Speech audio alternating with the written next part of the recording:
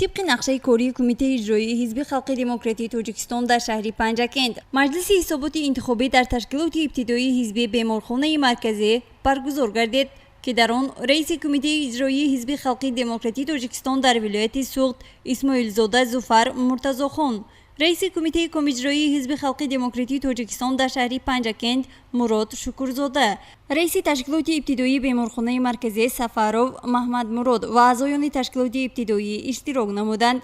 در مجلس حساباتی ضمن مسئله یکم روزنامه رئیس تشکیلات ابتدایی بیمارخانه سفرو محمد مراد عید فعالیت 6 ماهه تشکیلات ابتدایی حزب حسابات داد.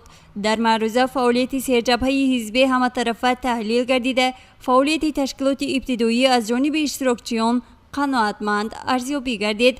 از جمله عبدالله و رعنا با مذاکره برآمده و از خدمت‌های اعضایان تشکیلات ابتدایی حزب در 6 ماه اول سال روان سخن گفت.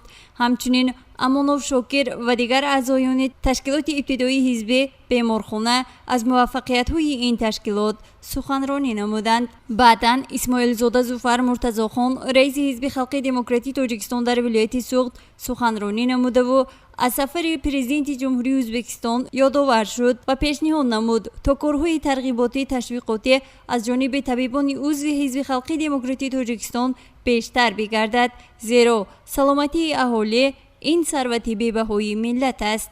سپس رئیس کمیته اجرایی حزب خلق دموکراتی تاجیکستان در شهر پنجاکند مراد شکرزاده به سخن برآمده و با چند نفر که به صف حزب شامل گردیدند شهادتنامه حزب، سپاسنامه و تحفه‌های خاطروی سپارید. سفرو محمد مراد با راه آوازدهی گشاد از نو رئیس تشکیلات ابتدایی حزب بیمارخانه مرکزی تعیین گردید.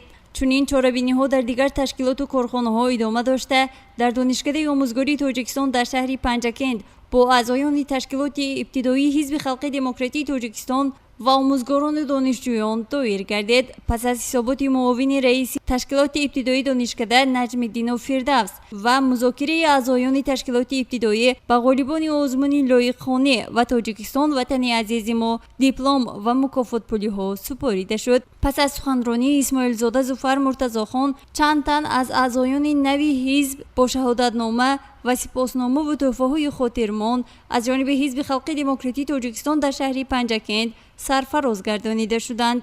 گزارش مرتبه رحمانова و اسماعیل جان خالوف برای برنامه اطلاعاتی پیغام.